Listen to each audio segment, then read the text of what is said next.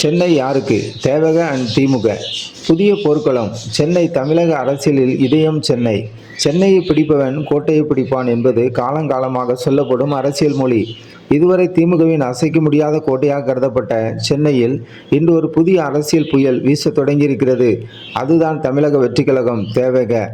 இதுவரை நாம் பார்த்தது திமுக அதிமுக மோதல். ஆனால் இன்று களம் மாறியிருக்கிறது.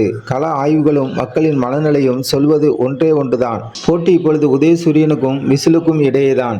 ஏன் அதிமுக பின்னுக்கு தள்ளப்பட்டது? விஜய் தலைமையிலான தேவக எப்படி சென்னையை தன் வசப்படுத்தி வருகிறது? இன்றைய ஸ்பெஷல் ரிப்போர்ட்டில் ஆழமாக பார்க்கலாம். அதிமுக எங்கே போனது? சரிவின் பின்னணி. அதிமுகவின் இன்றைய நிலை பரிதாபத்துக்குரியதாக மாறியுள்ளதா? புள்ளி விவரங்கள் அதிர்ச்சி அளிக்கின்றன. கடந்த சில தேர்தல்களில் அதிமுகவின் வாக்கு வங்கி 17% கீழே சரிந்திருக்கிறது. சுமார் 146 தொகுதிகளில் அதிமுக 3வது இடத்துக்கு தள்ளப்பட்டுள்ளது.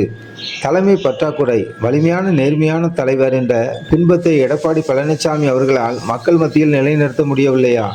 தொண்டர்களின் சோர்வு. இரட்டை இலை சின்னம் இருந்தும் களத்தில் தொண்டர்களிடம் அந்த பழைய வேகம் இல்லை.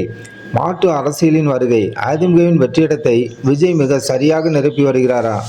அதிமுக களத்தில் இல்லாதது திமுகவுக்கு சாதகமாக அமையும் என்று நினைத்தவர்களுக்கு தேவகவின் எழுச்சி பெரும் இடியாக இறக்கியிருக்கிறது. தேவகவின் சென்னை வியூகம்.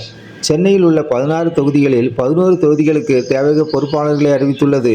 இதில் சுவாரஸ்யமான விஷயம் என்னவென்றால், இந்த 11 தொகுதிகளிலும் தேவகவின் செல்வாக்கு திமுகவை விட 2% அதிகமாக இருப்பதாக தகவல்கள் கசிகின்றன. ஏன் சென்னை மக்கள் விஜயை விரும்புகிறார்கள்? எழும்பூர் போன்ற தொகுதிகள் காலங்காலமாக ஒரு குறிப்பிட்ட கட்சிக்கு வாக்களித்தும் அடிப்படை வசதிகள் கூட இல்லாத விரக்தியில் மக்கள் உள்ளனர். தலித் மற்றும் விளிம்பு நிலை மக்கள் தங்களுக்கு முறையான அங்கீகாரம் ஆளுங்கட்சியில் கிடைக்கவில்லை என்ற ஆதங்கம் அவர்களிடம் மேலோங்கியுள்ளது. அந்த இடைவெளியை தான் தேவகவின் கொள்கைகள் ஈர்க்கின்றன. இது வெறும் சினிமா கவர்ச்சி அல்ல, இது மாற்றத்துக்கான இயக்கம். ஏழ்மை அரசியல். 25 கால எதிர்காலம். திமுக அரசின் மீது ஒரு விமர்சனம் வைக்கப்படுகிறது. மக்களை ஏழையாகவே வைத்திருந்தால்தான் 1000 ரூபாய் கொடுத்து வாக்குகளை வாங்கிவிடலாம். ஆனால் இந்த தந்திரம் இனி வேலை செய்யாது என்கிறார்கள் அரசியல் நோக்கர்கள். விஜயின் பிளான் என்ன? கோடீஸ்வரர்களுக்கு பதில் களத்தில் மக்களுக்காக உழைப்பவர்களுக்கு வாய்ப்பு.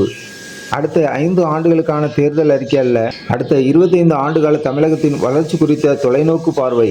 தனது உச்சகட்ட சினிமா புகழை துறந்துவிட்டு விஜய் அரசியலுக்கு வந்திருப்பது அவர் மீதான நம்பகத்தன்மையை மக்களிடையே அதிகரித்துள்ளது. விமர்சனங்களும் ஜெயலலிதா பாணியும். அரசியலில் ஒருவரை அதிகமாக தாக்குகிறார்கள் என்றால் அவர் வளர்ந்து வருகிறார் என்ற அர்த்தம்.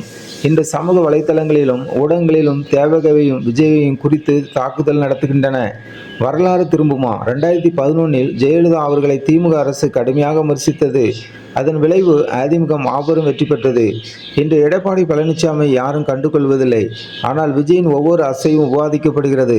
இந்த நெகட்டிவ் பப்ளிசிட்டி விஜய்க்கு ஆதரவாக அனுதாப அலையை உருவாக்கி வருகிறது. மாற்றம் தொடங்கிவிட்டது. தமிழக அரசியல் களம் இப்பொழுது ஒரு முக்கியமான கட்டத்தில் இருக்கிறது. பழைய அரசியலா அல்லது புதிய மாற்றமா? சென்னையை யாருடைய கோட்டை என்று இன்னும் சில காலங்களில் தெரிந்துவிடும்.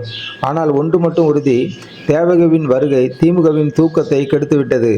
இந்த மாற்றத்தை நீங்கள் எப்படி பார்க்கிறீர்கள்? உங்கள் தொகுதியில் தேவகவின் செல்வாக்கு எப்படி இருக்கிறது? கீழே கமெண்ட் செய்யுங்கள். மீண்டும் நாளை தினம் தலைப்பு செய்தியோடு உங்களோடு சந்திப்போம். ஜனநாயகம் டிவி சேனலுக்கு புதியவராக இருந்தால் ஜனநாயகம் டிவி சேனலை சப்ஸ்கிரைப் பண்ணுங்கள்.